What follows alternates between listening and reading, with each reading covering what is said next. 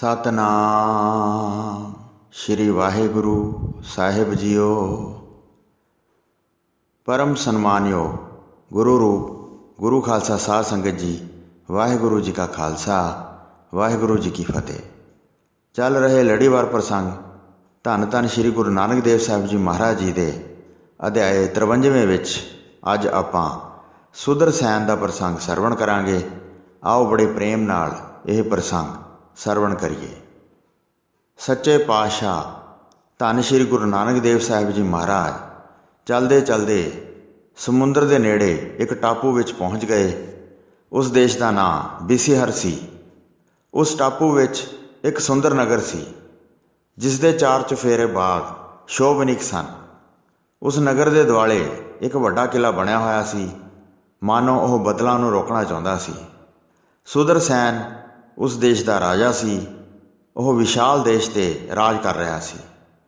नगर विच एक रमणीक थां वेख के गुरु जी बैठ गए। जद एक रात बीत गई अते सवेर हो गई, तद मरदाने ने यह वचन उचारिया, आग्ञा दिओ तां मैं इस नगर विच जावां अते किसे पासों मंग के भोजन खा आवां। गुरु जी ने मुस्कुरा के भाई मरदाने नूं वचन किया, इत्थे एक पाखर नां दे तरखाण का पुत्र रहिंदा है। उसका नाम झंडा है अते वह सोहनी करनी वाला है। उसके पास जाके भोजन छको। यह सुन के भाई मरदाना शहर वाल चले गया। नगर विच पहुँच गया तो झंडे का घर पुछदा पुछदा एक कोह के करीब चला गया। तद एक मनुख उसनूं उस बारे सब कुछ पुछण लग्या, तू कौन है, कित्थों चल के आया है, तेरी किहड़ी जात है अते हुण कित्थे चलिया है। यह सुन के भाई मरदाने ने कहा, झंडे का घर दस दिओ, उन्हां दे कोल जाके तुसीं मेरे बारे सब कुछ जान लवोगे। यह सुन के इंद्रसैन उसनूं उत्थे लै गया जिथे झंडे का घर सी। झंडा घर अंदर मंजी आउण रहा सी। भाई मरदाने नूं वेख के बड़े आदर नाल उठिया, तुरंत सुंदर पलंग डाया ते बहुत प्रेम करके उसनूं पलंग ते बिठा दिता। इंद्रसैन फिर बोलिया, ये तुहाडा घर लभदा फिरदा सी। मैं इसनूं सारा प्रसंग पुछया है, पर इसने मैनूं कुछ नहीं दस्या ते तुहाडे पास आ गया है। इसनूं तुहाडे नाल कुछ काम है, इसलिए चल के तुहाडे घर आया है। झंडा पुछण लगा, कित्थों आए हो, तुहाडा की नां है अते तुहाडी किहड़ी जात है।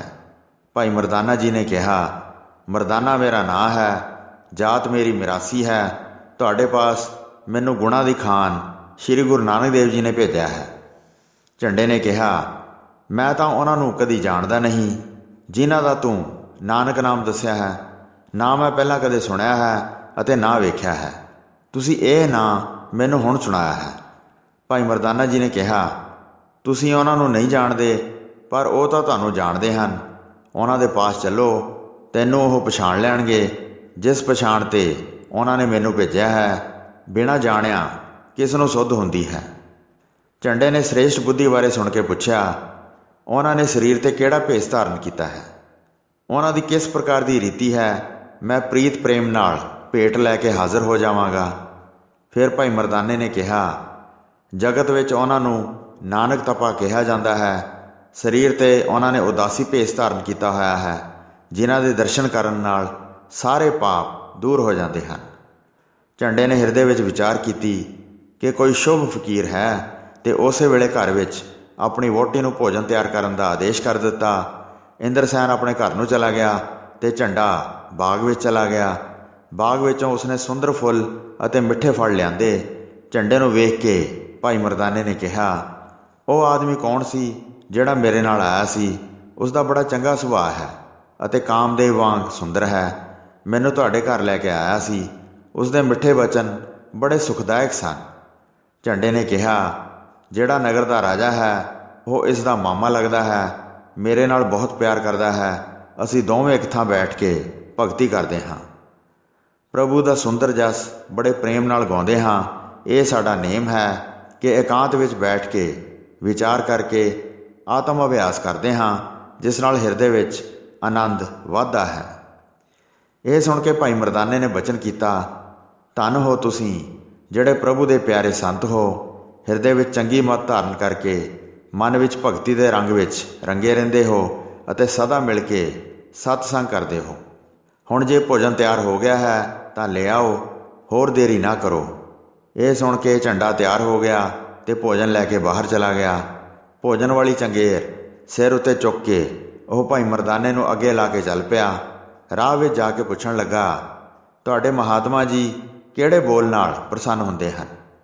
ਇਹ ਸੁਣ ਕੇ ਭਾਈ ਮਰਦਾਨੇ ਜੀ ਨੇ ਬਚਨ ਕੀਤੇ, ਕਰਤਾਰ ਨਾਮ ਲੈ ਕੇ ਬਚਨ ਕਰੋ। ਜਿੱਥੇ ਬੇਦੀ ਕੁਲ ਦੇ ਦੀਪ ਭਾਵ ਗੁਰੂ ਜੀ ਬੈਠੇ ਸਨ, ਕਹਿੰਦਿਆਂ ਹੀ ਉਹਨਾਂ ਦੇ ਨੇੜੇ ਚਲੇ ਗਏ। ਗੁਰੂ ਜੀ ਦੇ ਪਾਸ ਪਹੁੰਚ ਕੇ ਝੰਡੇ ਨੇ ਕਰਤਾਰ ਕਰਤਾਰ ਕਿਹਾ।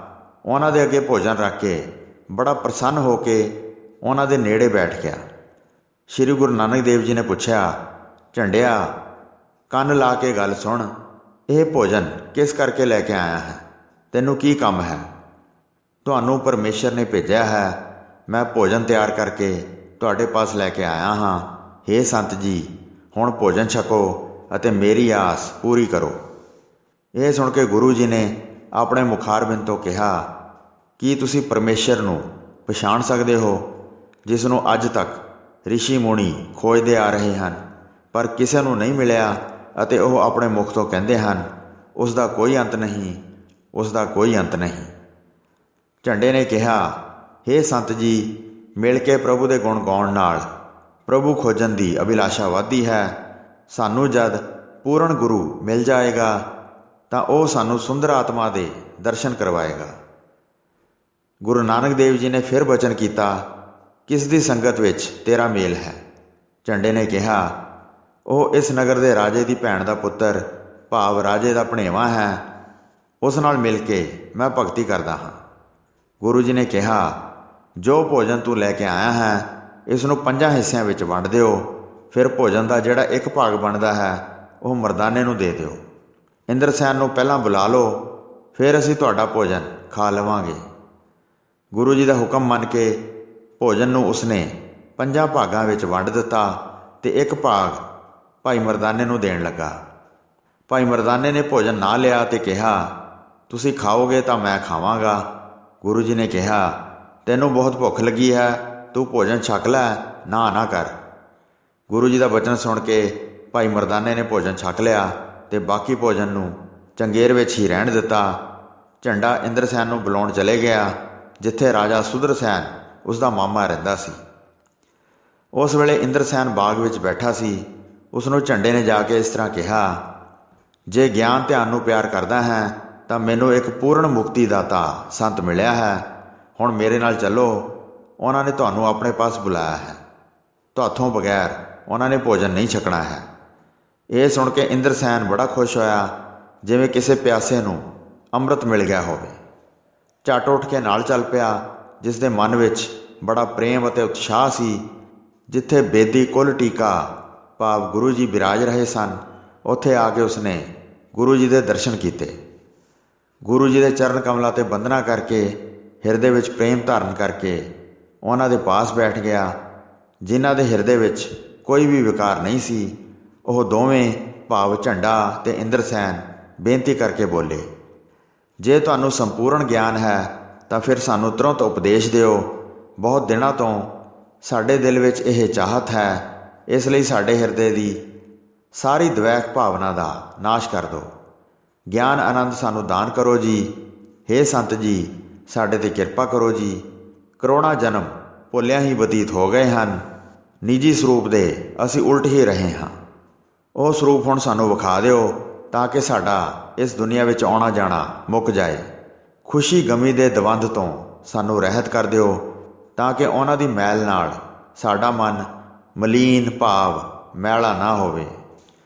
ਉਹਨਾਂ ਦੀ ਬੇਨਤੀ ਸੁਣ ਕੇ ਦੀਨਾਂ ਦੇ ਦੁੱਖਾਂ ਦਾ ਨਾਸ਼ ਕਰਨ ਵਾਲੇ ਭਾਵ ਗੁਰੂ ਜੀ ਭਗਤਾਂ ਦਾ ਭਰਮ ਤੋੜਨ ਵਾਸਤੇ ਬੋਲੇ, ਜੇ ਗਿਆਨ ਆਨੰਦ ਵਿੱਚ ਮਗਨ ਹੋਣਾ ਚਾਹੁੰਦੇ ਹੋ ਅਤੇ ਨਿੱਜ ਸਰੂਪ ਦੀ ਲਗਨ ਵਿੱਚ ਲੱਗਣਾ ਚਾਹੁੰਦੇ ਹੋ ਤਾਂ ਪਹਿਲਾਂ ਗੁਰੂ ਦਛਣਾ ਦਿਓ, ਫਿਰ ਬਾਅਦ ਵਿੱਚ ਗਿਆਨ ਸਰਵਣ ਕਰੋ। ਇਹ ਸਾਰਾ ਜਗਤ ਸਭ ਝੂਠ ਜਾਣੋ। ਇੱਥੋਂ ਅਸੀਂ ਸਭ ਨੇ ਚਲੇ ਜਾਣਾ ਹੈ, ਭਾਵ ਛੱਡ ਜਾਣਾ ਹੈ। ਸਤ ਵਿਚਾਰ, ਵਿਰਾਗ, ਉਦਾਰਤਾ ਆਦਿਕ ਗੁਣ ਜਿਸ ਵਿੱਚ ਹਨ, ਉਹਨਾਂ ਨੂੰ ਸਹਿਜ ਸੁਭਾਅ ਗਿਆਨ ਹੋ ਜਾਂਦਾ ਹੈ, ਜਿਸ ਨਾਲ ਪਰਮ ਆਨੰਦ ਪ੍ਰਾਪਤ ਹੁੰਦਾ ਹੈ। ਜਿਨ੍ਹਾਂ ਮਨੁੱਖਾਂ ਵਿੱਚ ਇਹ ਗੁਣ ਪ੍ਰਾਪਤ ਨਹੀਂ ਹੈ, ਜੇ ਉਹ ਚਾਹੁੰਦੇ ਹਨ ਕਿ ਉਹਨਾਂ ਦੇ ਹਿਰਦਿਆਂ ਵਿੱਚ ਗਿਆਨ ਪ੍ਰਾਪਤ ਹੋਵੇ, ਉਹਨਾਂ ਦਾ ਕਰਨਾ ਅਕਾਰਤ ਸਮਝੋ, ਕਿਉਂਕਿ ਉਹ ਸਦਾ ਹੀ ਜਗਤ ਦੇ ਪਦਾਰਥਾਂ ਵਿੱਚ ਲੰਪਟ ਹਨ। ਇਸ ਲਈ ਪਹਿਲਾਂ ਤੁਹਾਡੀ ਪਰਖ ਕਰਕੇ ਫਿਰ ਵਿਚਾਰ ਕਰਕੇ ਤੁਹਾਨੂੰ ਉਪਦੇਸ਼ ਦਿਆਂਗੇ। ਉਦਾਰਚਿਤ ਹੋ ਕੇ ਤੁਹਾਨੂੰ ਸਭ ਕੁਝ ਦਿੰਦੇ ਹਾਂ ਅਤੇ ਤਦ ਹੀ ਗਿਆਨ ਦੀ ਪ੍ਰਾਪਤੀ ਹੋਵੇਗੀ। ਝੰਡਾ ਅਤੇ ਇੰਦਰਸੈਨ ਦੋਵੇਂ ਕਹਿਣ ਲੱਗੇ, ਸਾਡਾ ਧਨ ਮਾਲ ਅਤੇ ਘਰ ਸਮੇਤ ਤੁਹਾਡੇ ਚਰਨਾਂ 'ਤੇ ਚੜ੍ਹਾ ਦਿੱਤਾ ਹੈ ਅਤੇ ਹੁਣ ਅਸੀਂ ਕਿਸੇ ਚੀਜ਼ ਨੂੰ ਵੀ ਹੱਥ ਨਹੀਂ ਲਾਵਾਂਗੇ। ਜੋ ਕੁਝ ਸਾਡਾ ਸੀ ਸਭ ਤੁਹਾਨੂੰ ਦੇ ਦਿੱਤਾ ਹੈ। ਫਿਰ ਗੁਰੂ ਜੀ ਬੋਲੇ, ਹੁਣ ਤੁਹਾਡੇ ਪਾਸ ਕੀ ਰਹਿ ਗਿਆ ਹੈ? ਵਿਚਾਰ ਕਰਕੇ ਅਤੇ ਹਿਰਦੇ ਵਿੱਚ ਧੀਰਜ ਧਾਰਨ ਕਰਕੇ ਉੱਤਰ ਦਿੱਤਾ, ਹੁਣ ਸਾਡੇ ਪਾਸ ਕੇਵਲ ਸਾਡਾ ਇੱਕ ਸਰੀਰ ਹੀ ਰਹਿ ਗਿਆ ਹੈ, ਸਾਡੇ ਪਾਸ ਹੋਰ ਕੋਈ ਵਸਤੂ ਨਹੀਂ ਹੈ। ਫਿਰ ਗੁਰੂ ਜੀ ਬੋਲੇ, ਮਨ ਵਿੱਚ ਵਿਚਾਰ ਕਰਕੇ ਵੇਖੋ, ਇਹ ਸਰੀਰ ਵੀ ਸਦਾ ਸਹਾਈ ਨਹੀਂ ਹੈ, ਇਸ ਲਈ ਇਹ ਸਰੀਰ ਵੀ ਮੈਨੂੰ ਸਮਰਪਣ ਕਰ ਦਿਓ ਅਤੇ ਬਾਅਦ ਵਿੱਚ ਗਿਆਨ ਸਰਵਣ ਕਰੋ। ਦੋਵਾਂ ਨੇ ਗੁਰੂ ਜੀ ਦੀ ਆਗਿਆ ਮੰਨ ਲਈ ਅਤੇ ਗੁਰੂ ਜੀ ਦੇ ਚਰਨਾਂ 'ਤੇ ਆਪਣਾ ਸਰੀਰ ਸਮਰਪਣ ਕਰ ਦਿੱਤਾ। ਗੁਰੂ ਜੀ ਨੇ ਫਿਰ ਕਿਹਾ, ਹੁਣ ਤੁਹਾਡੇ ਪਾਸ ਕੀ ਰਹਿ ਗਿਆ ਹੈ? ਛੇਤੀ ਬਚਨ ਕਰਕੇ ਸਾਨੂੰ ਦੱਸ ਦਿਓ। ਇਹ ਸੁਣ ਕੇ ਦੋਵਾਂ ਨੇ ਬਚਨ ਕੀਤੇ, ਹੁਣ ਸਾਡੇ ਪਾਸ ਕੇਵਲ ਅੰਤःਕਰਨ ਭਾਵ ਮਨ, ਬੁੱਧ, ਚਿੱਤ ਅਤੇ ਮੈਂ ਇਹ ਹੀ ਰਹਿ ਗਿਆ ਹੈ। ਹੁਣ ਸਾਡੇ ਪਾਸ ਕੋਈ ਦੂਸਰੀ ਵਸਤੂ ਨਹੀਂ ਹੈ। ਜਿਹੜੀ ਸਾਡੇ ਪਾਸ ਹੈ ਉਹ ਅਸੀਂ ਤੁਹਾਨੂੰ ਦੱਸ ਦਿੱਤੀ ਹੈ। ਸ੍ਰੇਸ਼ਟ ਗੁਰੂ ਜੀ ਫਿਰ ਬੋਲੇ, ਇਹ ਵੀ ਤਾਂ ਪੰਜਾਂ ਤੱਤਾਂ ਦਾ ਬਣਿਆ ਹੋਇਆ ਹੈ, ਜਿਸ ਕਾਰਨ ਕਰਕੇ ਝੂਠ ਹੁੰਦਾ ਹੈ, ਸੱਚ ਵਿੱਚ ਉਹ ਕਾਰਜ ਨਹੀਂ ਦਿਸਦਾ। ਇਸ ਲਈ ਜੋ ਤੁਹਾਡਾ ਅੰਤःਕਰਨ ਹੈ ਉਹ ਵੀ ਦੇ ਕੇ ਹਿਰਦੇ ਤੋਂ ਵਿਸਾਰ ਦਿਓ, ਫਿਰ ਤੁਸੀਂ ਗਿਆਨ ਆਨੰਦ ਵਿੱਚ ਸਮਾ ਜਾਓਗੇ। ਇਸ ਵਿੱਚ ਕੋਈ ਸੰਸਾ ਹੋਵੇ ਤਾਂ ਸਾਨੂੰ ਦੱਸੋ।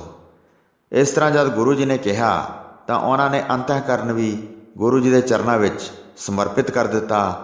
ਜਦ ਧਨ, ਤਨ ਅਤੇ ਮਨ ਗੁਰੂ ਜੀ ਦੇ ਚਰਨਾਂ 'ਤੇ ਚੜ੍ਹਾ ਦਿੱਤੇ ਤਾਂ ਗੁਰੂ ਜੀ ਨੇ ਇਹ ਬਾਣੀ ਕਹੀ, ਜੋ ਸੰਸਾ ਹੁਣ ਤੁਹਾਡੇ ਹਿਰਦੇ ਵਿੱਚ ਹੈ ਉਹ ਹੁਣ ਕਹੋ ਅਤੇ ਉਸ ਦਾ ਉੱਤਰ ਲੈ ਲਓ। ਫਿਰ ਦੋਹਾਂ ਨੇ ਸੰਕਲਪ ਉਠਾਇਆ। ਜੋ ਸੰਸੇ ਸਨ ਉਹਨਾਂ ਬਾਰੇ ਕਿਹਾ। ਗੁਰੂ ਜੀ ਨੇ ਕਿਹਾ, ਜਿਹੜਾ ਸੰਕਲਪ ਕਰਦਾ ਹੈ ਸੋਈ ਹੀ ਮਨ ਦੇ ਧਰਮ ਨੂੰ ਜਾਣਦਾ ਹੈ। ਮਨ ਤਾਂ ਤੁਸੀਂ ਮੈਨੂੰ ਸਮਰਪਣ ਕਰ ਦਿੱਤਾ ਹੈ, ਫਿਰ ਆਪਣੇ ਕਾਰਜ ਹਿੱਤ ਦੁਬਾਰਾ ਕਿਉਂ ਲਵੋਗੇ? ਜਿਹੜਾ ਵੀ ਵਿਅਕਤੀ ਗੁਰੂ ਨੂੰ ਜੋ ਵਸਤ ਭੇਟ ਕਰਦਾ ਹੈ, ਫਿਰ ਉਸ ਵਸਤ ਨਾਲ ਉਸ ਦਾ ਕੋਈ ਮਤਲਬ ਨਹੀਂ ਰਹਿ ਜਾਂਦਾ ਅਤੇ ਨਾ ਹੀ ਉਸ ਦਾ ਕੋਈ ਸੰਕਲਪ ਕਰਦਾ ਹੈ। ਫਿਰ ਦੋਵੇਂ ਵਿਚਾਰ ਕਰਨ ਲੱਗੇ, ਇਹ ਤਾਂ ਸੁਖਦਾਤੇ ਭਾਵ ਗੁਰੂ ਜੀ ਦਾ ਸੱਚਾ ਬਚਨ ਹੈ। ਮਨ ਤਾਂ ਅਸੀਂ ਗੁਰੂ ਜੀ ਨੂੰ ਸਮਰਪਣ ਕਰ ਚੁੱਕੇ ਹਾਂ। ਕੰਵਲ ਨੈਣ ਭਾਵ ਗੁਰੂ ਜੀ ਨੇ ਉਹਨਾਂ ਦੇ ਦਿਲ ਦੀ ਗੱਲ ਜਾਣ ਕੇ ਆਪਣੇ ਮੁਖਾਰਬਿੰਦ ਤੋਂ ਇਹ ਬਚਨ ਕਹੇ, ਹੁਣ ਤੁਸੀਂ ਜਿਹੜਾ ਨਿਸ਼ਚਾ ਧਾਰਨ ਕੀਤਾ ਹੈ ਇਹ ਤਾਂ ਧਰਮ ਬੁੱਧੀ ਦਾ ਹੋਵੇਗਾ। ਜੋ ਵਸਤ ਤੁਸੀਂ ਮੈਨੂੰ ਗੁਰਦਛਣਾ ਦੇ ਤੌਰ 'ਤੇ ਦੇ ਦਿੱਤੀ ਹੈ, ਹੁਣ ਤੁਹਾਡਾ ਧਰਮ ਹੋ ਗਿਆ, ਉਸ ਨੂੰ ਦੁਬਾਰਾ ਕਿਵੇਂ ਲਵੋਗੇ? ਇਹ ਸੁਣ ਕੇ ਦੋਵੇਂ ਮਨ ਵਿੱਚ ਸੋਚਣ ਲੱਗੇ, ਜਿਨ੍ਹਾਂ ਦੇ ਜਗਤ 'ਤੇ ਵੱਡੇ ਭਾਗ ਜਾਗੇ ਸਨ। ਫਿਰ ਗੁਰੂ ਜੀ ਨੇ ਕਿਹਾ, ਜੋ ਤੁਸੀਂ ਚਿੱਤ ਵਿੱਚ ਧਾਰਿਆ ਹੈ, ਤੁਹਾਡੇ ਚਿੱਤ ਵਿੱਚ ਇਹੋ ਧਰਮ ਹੈ, ਉਹ ਵੀ ਤੁਸੀਂ ਸਾਨੂੰ ਅਰਪਣ ਕਰ ਦਿੱਤਾ ਹੈ। ਫਿਰ ਹੁਣ ਉਸ ਨੂੰ ਚਿੱਤ ਵਿੱਚ ਕਿਵੇਂ ਚਿਤਵਨ ਕੀਤਾ ਹੈ? ਫਿਰ ਦੋਵੇਂ ਚਿੱਤ ਵਿੱਚ ਵਿਚਾਰ ਕਰਦੇ ਹਨ ਕਿ ਮਨ, ਬੁੱਧੀ ਅਤੇ ਚਿੱਤ ਅਸੀਂ ਪਹਿਲਾਂ ਹੀ ਅਰਪਣ ਕਰ ਦਿੱਤੇ ਹਨ। ਗੁਰੂ ਜੀ ਨੇ ਕਿਹਾ, ਚਿੱਤ ਵਿੱਚ ਤੁਸੀਂ ਵਿਚਾਰ ਕੀਤੀ ਹੈ, ਪਰ ਚਿੱਤ ਤਾਂ ਤੁਸੀਂ ਮੈਨੂੰ ਪਹਿਲਾਂ ਹੀ ਅਰਪਣ ਕਰ ਦਿੱਤਾ ਹੈ। ਇਹ ਚਾਰੇ ਅੰਤঃਕਰਨ ਦਾ ਸਰੂਪ ਹਨ, ਉਹ ਮੈਨੂੰ ਦੇ ਦਿੱਤੇ ਹਨ। ਇਸ ਕਰਕੇ ਆਪਣੇ ਹਿਰਦੇ ਨੂੰ ਵਿਸਾਰ ਦਿਓ। ਇਹਨਾਂ ਤੋਂ ਪਰੇ ਜੋ ਕੋਈ ਸੰਦੇਹ ਹੈ ਉਹ ਮੈਨੂੰ ਪੁੱਛੋ ਅਤੇ ਹੁਣੇ ਹੀ ਉਸ ਦਾ ਉੱਤਰ ਲਵੋ। ਇਸ ਪ੍ਰਕਾਰ ਦੇ ਬਚਨ ਸੁਣ ਕੇ ਜਦ ਇੰਦਰਸੈਨ ਨੇ ਵਿਚਾਰ ਕੀਤੀ ਤਾਂ ਬੈਠਿਆਂ ਉਸੇ ਵੇਲੇ ਉਸ ਦੀ ਸਮਾਧੀ ਲੱਗ ਗਈ। ਉਸਨੇ ਆਤਮਾ ਦਾ ਅਪਾਰ ਰੂਪ ਵੇਖਿਆ। ਇਸ ਤਰ੍ਹਾਂ ਉਹਨਾਂ ਨੂੰ ਉਪਦੇਸ਼ ਦਿੱਤਾ ਅਤੇ ਜਗਤ ਦੇ ਈਸ਼ਵਰ ਭਾਵ ਗੁਰੂ ਜੀ ਬੋਲੇ, ਹੁਣ ਤੁਸੀਂ ਇਹ ਭੋਜਨ ਛਕੋ। ਅਤੇ ਭਾਈ ਬਾਲਾ ਜੀ ਨੇ ਆਗਿਆ ਪਾ ਕੇ ਭੋਜਨ ਵਰਤਾਇਆ। ਤਦ ਗੁਰੂ ਜੀ ਨੇ ਭੋਜਨ ਨੂੰ ਆਪਣੇ ਹੱਥਾਂ ਵਿੱਚ ਫੜਿਆ ਅਤੇ ਭਗਤ ਸਮਝ ਕੇ ਆਪ ਵੀ ਛਕਿਆ। ਜਿਸ ਥਾਂ ਕੋਈ ਚੰਗਾ ਸੰਤ ਮਿਲਦਾ ਸੀ ਉਸ ਥਾਂ ਗੁਰੂ ਜੀ ਭੋਜਨ ਛਕ ਲੈਂਦੇ ਸਨ। ਆਮ ਤੌਰ 'ਤੇ ਸ੍ਰੀ ਗੁਰੂ ਨਾਨਕ ਦੇਵ ਜੀ ਪਵਨ ਆਹਾਰੀ ਰਹਿੰਦੇ ਸਨ, ਜਿਹੜੇ ਦੀਨਾਂ ਅਤੇ ਸੇਵਕਾਂ ਦੇ ਪਾਪ ਨਸ਼ਟ ਕਰਦੇ ਸਨ। ਗੁਰੂ ਜੀ ਤਾਂ ਕੇਵਲ ਦੂਸਰੇ ਦੀ ਸ਼ਰਧਾ ਭਾਵਨਾ ਕਰਕੇ ਹੀ ਭੋਜਨ ਛਕਦੇ ਸਨ। ਗੁਰੂ ਜੀ ਨੇ ਜਦ ਅੱਧਾ ਭੋਜਨ ਛਕ ਲਿਆ ਤੇ ਬਾਕੀ ਝੰਡੇ ਨੂੰ ਖਾਣ ਵਾਸਤੇ ਦੇ ਦਿੱਤਾ। ਜਦ ਝੰਡੇ ਨੇ ਗੁਰੂ ਜੀ ਦੇ ਜੂਠੇ ਭੋਜਨ ਨੂੰ ਛਕਿਆ ਤਾਂ ਉਸ ਦੇ ਕਠਨ ਕਪਾਟ ਖੁੱਲ੍ਹ ਗਏ। ਉਸ ਦਾ ਭਰਮ ਮੋਹ ਨਾਸ਼ ਹੋਇਆ ਅਤੇ ਦਵੈਤ ਦੇ ਸੰਗਲ ਕੱਟੇ ਗਏ। ਉਸ ਦੀ ਬਿਰਤੀ ਟਿਕ ਗਈ ਅਤੇ ਸਮਾਧੀ ਲੱਗ ਗਈ। ਉਹ ਦੇਹ ਰਹਿਤ ਹੋ ਗਿਆ ਅਤੇ ਤਨ ਦੀ ਕੋਈ ਸੋਝੀ ਨਾ ਰਹੀ। ਦੋਵੇਂ ਬੈਠ ਕੇ ਅਡੋਲ ਹੋ ਗਏ ਅਤੇ ਆਤਮਾ ਨੂੰ ਅਮੋਲਕ ਸੁੱਖ ਪ੍ਰਾਪਤ ਹੋਇਆ। ਫਿਰ ਗੁਰੂ ਜੀ ਨੇ ਉਹਨਾਂ ਦੀ ਸਮਾਧੀ ਛੁਟਵਾਈ ਤੇ ਫਿਰ ਕੋਮਲ ਸੁਰ ਵਿੱਚ ਗੁਰੂ ਜੀ ਬੋਲੇ, ਹੇ ਇੰਦਰਸੈਨ, ਤੈਨੂੰ ਹੁਣ ਅਸੀਂ ਪ੍ਰਚਾਰ ਦੀ ਮੰਜੀ ਸੌਂਪਦੇ ਹਾਂ। ਹੁਣ ਤੂੰ ਇਸ ਨਗਰ ਦਾ ਗੁਰੂ ਹੋਇਆ ਹੈ। ਇੰਦਰਸੈਨ ਨੇ ਹੱਥ ਜੋੜ ਕੇ ਬੇਨਤੀ ਕੀਤੀ, ਹੇ ਗੁਣਾਂ ਦੀ ਖਾਨ ਭਾਵ ਗੁਰੂ ਜੀ, ਤੁਸੀਂ ਤਾਂ ਕਰਤਾਰ ਰੂਪ ਹੋ। ਹੁਣ ਮੈਨੂੰ ਕੋਈ ਲਾਲਸਾ ਨਹੀਂ ਰਹੀ ਹੈ। ਜਿਸ ਤਰ੍ਹਾਂ ਵੀ ਤੁਸੀਂ ਆਗਿਆ ਕਰਦੇ ਹੋ ਮੈਨੂੰ ਪ੍ਰਵਾਨ ਹੈ। ਜਦ ਉਹਨਾਂ ਦਾ ਪੂਰਨ ਨਿਸ਼ਚਾ ਜਾਣ ਲਿਆ ਤਾਂ ਝੰਡੇ ਨੂੰ ਵੀ ਮੰਜੀ ਬਖਸ਼ ਦਿੱਤੀ। ਸਾਰੇ ਦੇਸ਼ ਦਾ ਸਤਿਗੁਰੂ ਬਣਾ ਦਿੱਤਾ। ਜਿਵੇਂ ਤੁਹਾਡੀ ਰਜ਼ਾ ਹੈ ਕਹਿ ਕੇ ਉਹ ਆਪਣੇ ਨਗਰ ਨੂੰ ਚਲਾ ਗਿਆ। ਸਾਰੇ ਨਗਰ ਵਿੱਚ ਗੁਰੂ ਜੀ ਦੀ ਮਹਿਮਾ ਪ੍ਰਗਟ ਹੋ ਗਈ। ਸਾਰੇ ਨਗਰ ਵਿੱਚ ਗੁਰੂ ਜੀ ਦਾ ਜਸ ਫੈਲ ਗਿਆ। ਝੰਡੇ ਨੂੰ ਗੁਰੂ ਜੀ ਨੇ ਸਤਿਗੁਰੂ ਬਣਾਇਆ ਹੈ। ਇਹ ਸੁਣ ਕੇ ਰਾਜੇ ਨੇ ਇੱਕ ਆਦਮੀ ਨੂੰ ਭੇਜਿਆ। ਉਸ ਸਮੇਂ ਝੰਡਾ ਅਤੇ ਇੰਦਰਸੈਨ ਦੀਨ ਦਿਆਲ ਭਾਵ ਗੁਰੂ ਜੀ ਦੇ ਪਾਸ ਦਰਸ਼ਨਾਂ ਲਈ ਬੈਠੇ ਸਨ। ਉਸ ਆਦਮੀ ਨੇ ਆ ਕੇ ਕਿਹਾ, ਤੁਹਾਡੇ ਵਿੱਚ ਕੌਣ ਤਪਾ ਕਹਾਉਂਦਾ ਹੈ ਜਿਸ ਦਾ ਨਾਮ ਨਾਨਕ ਹੈ? ਰਾਜੇ ਨੇ ਤੁਹਾਨੂੰ ਹੁਣੇ ਬੁਲਾਇਆ ਹੈ। ਉਸ ਦੇ ਨਾਲ ਇੰਦਰਸੈਨ ਬੋਲਿਆ, ਮੈਂ ਹੁਣ ਰਾਜੇ ਦੇ ਪਾਸ ਜਾਂਦਾ ਹਾਂ ਤੇ ਉਸ ਨੂੰ ਚੰਗੀ ਤਰ੍ਹਾਂ ਸਮਝਾਉਂਦਾ ਹਾਂ। ਫਿਰ ਮੈਂ ਚੱਲ ਕੇ ਆਪ ਜੀ ਦੇ ਪਾਸ ਆ ਜਾਵਾਂਗਾ। ਗੁਰੂ ਜੀ ਨੇ ਕਿਹਾ, ਤੂੰ ਕਿਉਂ ਉੱਠਿਆ ਹੈ? ਇੱਥੇ ਮੇਰੇ ਪਾਸ ਬੈਠੇ ਨਿਸ਼ਚਿੰਤ ਰਹੋ। ਇੰਦਰਸੈਨ ਨੇ ਫਿਰ ਬਚਨ ਕੀਤਾ, ਹੇ ਮੁਕਤੀ ਦਾਤੇ ਜੀ, ਰਾਜਾ ਮੇਰਾ ਮਾਮਾ ਲੱਗਦਾ ਹੈ। ਉਹ ਤੁਹਾਡਾ ਭੇਦ ਨਹੀਂ ਜਾਣ ਸਕਦਾ। ਜੇ ਮੈਨੂੰ ਆਗਿਆ ਦਿਓ ਤਾਂ ਮੈਂ ਉਸ ਨੂੰ ਸਮਝਾਵਾਂ। ਜਿਵੇਂ ਭਲਾ ਹੋਵੇ ਉਹੀ ਰੀਤੀ ਉਸ ਨੂੰ ਦੱਸਾਂ। ਗੁਰੂ ਜੀ ਦੀ ਆਗਿਆ ਲੈ ਕੇ ਉਹ ਰਾਜੇ ਦੇ ਪਾਸ ਚਲਾ ਗਿਆ ਅਤੇ ਇਸ ਪ੍ਰਕਾਰ ਬਚਨ ਕੀਤਾ, ਉਸ ਸੰਤ ਨੂੰ ਕਰਤਾਰ ਸਰੂਪ ਸਮਝ ਕੇ ਉਹਨਾਂ ਦੀ ਸ਼ਰਨ ਵਿੱਚ ਜਾਓ। ਉਹ ਨੀਵਿਆਂ ਨੂੰ ਉੱਚਾ ਬਣਾਉਂਦੇ ਹਨ ਅਤੇ ਉੱਚਿਆਂ ਨੂੰ ਨਿਵਾਉਂਦੇ ਹਨ। ਛੋਟਿਆਂ ਨੂੰ ਵੱਡਾ ਕਰ ਦਿੰਦੇ ਹਨ ਤੇ ਵੱਡਿਆਂ ਨੂੰ ਛਿੰਨ ਵਿੱਚ ਛੋਟੇ ਕਰ ਦਿੰਦੇ ਹਨ। ਰਾਜੇ ਨੇ ਕਿਹਾ, ਜਿਸ ਤਰ੍ਹਾਂ ਤੁਸੀਂ ਕਹਿੰਦੇ ਹੋ ਉਸ ਤਰ੍ਹਾਂ ਹੀ ਜਾ ਕੇ ਮੈਂ ਉਹਨਾਂ ਦੀ ਸ਼ਰਨ ਫੜ ਲੈਂਦਾ ਹਾਂ। ਰਾਜਾ ਨੰਗੇ ਪੈਰੀ ਕਈ ਪ੍ਰਕਾਰ ਦੇ ਉਪਹਾਰ ਲੈ ਕੇ ਮਨ ਦੀਨ ਕਰਕੇ ਪ੍ਰੇਮ ਦੇ ਨਾਲ ਉੱਥੇ ਆ ਗਿਆ ਜਿੱਥੇ ਗੁਰੂ ਜੀ ਬੈਠੇ ਸਨ ਅਤੇ ਹੱਥ ਜੋੜ ਕੇ ਨਮਸਕਾਰ ਕੀਤੀ ਅਤੇ ਧਰਤੀ 'ਤੇ ਡੰਡੇ ਵਾਂਗ ਲੇਟ ਗਿਆ। ਚਰਨਾਂ 'ਤੇ ਡੰਡੌਤ ਬੰਦਨਾ ਕਰਕੇ ਮਨ ਬੜਾ ਪ੍ਰਸੰਗ ਹੋਇਆ। ਕਾਫੀ ਦੇਰ ਲੰਮੇ ਪਿਆ ਰਿਹਾ ਅਤੇ ਵੱਡੇ ਭਾਗਾਂ ਵਾਲਾ ਉੱਠਿਆ ਨਹੀਂ। ਗੁਰੂ ਜੀ ਨੇ ਵੇਖ ਕੇ ਪਿੱਠ 'ਤੇ ਥਾਪੀ ਦਿੱਤੀ ਅਤੇ ਕਿਹਾ, ਹੇ ਰਾਜੇ ਉੱਠੋ, ਤੁਹਾਡਾ ਵੱਡਾ ਪ੍ਰਤਾਪ ਹੋਵੇਗਾ। 17 ਰਾਜੇ ਤੇਰੇ ਸਾਥ ਹੋਣਗੇ ਅਤੇ ਤੂੰ ਸਾਰਿਆਂ ਦਾ ਮਹਾਰਾਜਾ ਹੋਵੇਂਗਾ। ਉਹ ਰਾਜੇ ਆ ਕੇ ਤੇਰੇ ਚਰਨਾਂ 'ਤੇ ਨਮਸਕਾਰ ਕਰਨਗੇ। ਜੇ ਨਾ ਆਉਣ ਤਾਂ ਉਹਨਾਂ 'ਤੇ ਚੜ੍ਹਾਈ ਕਰ ਦਿਓ। ਜਦ ਰਾਜੇ ਦਾ ਬਹੁਤ ਪਿਆਰ ਵੇਖਿਆ ਤਾਂ ਉਸ ਨੂੰ ਇਹ ਵਰ ਦਿੱਤਾ ਕਿ ਤੇਰਾ ਰਾਜ ਪਾਟ ਬਹੁਤ ਵਧੇਗਾ। ਰਾਜਾ ਸੁਦਰਸੈਨ ਇੰਨਾ ਸੁਣ ਕੇ ਬਹੁਤ ਪ੍ਰਸੰਨ ਹੋਇਆ ਤੇ ਗੁਰੂ ਜੀ ਨੂੰ ਪ੍ਰਭੂ ਸਮਾਨ ਪਛਾਣਿਆ। ਫਿਰ ਹੱਥ ਜੋੜ ਕੇ ਗੁਰੂ ਜੀ ਨੂੰ ਆਪਣੇ ਘਰ ਲੈ ਗਿਆ। ਦਾਸਾਂ ਦੇ ਕੰਮ ਪੂਰੇ ਕਰਨ ਵਾਲੇ ਭਾਵ ਗੁਰੂ ਜੀ 1 ਮਹੀਨਾ ਉੱਥੇ ਰਹੇ।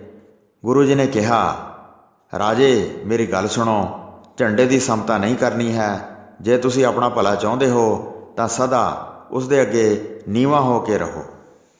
ਸਾਰੇ ਦੇਸ਼ ਵਿੱਚ ਸਿੱਖੀ ਪ੍ਰਗਟ ਕੀਤੀ ਅਤੇ ਝੰਡੇ ਅੱਗੇ ਨਿਵਾ ਦਿੱਤੇ।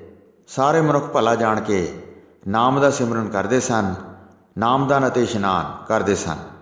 ਫਿਰ ਗੁਰੂ ਜੀ ਨੇ ਉੱਥੋਂ ਚੱਲਣ ਦੀ ਤਿਆਰੀ ਕੀਤੀ। ਜਾਂਦੇ ਜਾਂਦੇ ਝੰਡੇ ਨੇ ਗੁਰੂ ਜੀ ਦੇ ਚਰਨਾਂ 'ਤੇ ਬੇਨਤੀ ਕੀਤੀ ਕਿ ਮੈਂ ਤੁਹਾਡੇ ਬਗੈਰ ਨਹੀਂ ਰਹਿ ਸਕਦਾ। ਮੇਰੀ ਆਪ ਜੀ ਦੇ ਚਰਨਾਂ ਨਾਲ ਮੱਛੀ ਪਾਣੀ ਵਾਲੀ ਪ੍ਰੀਤ ਹੈ।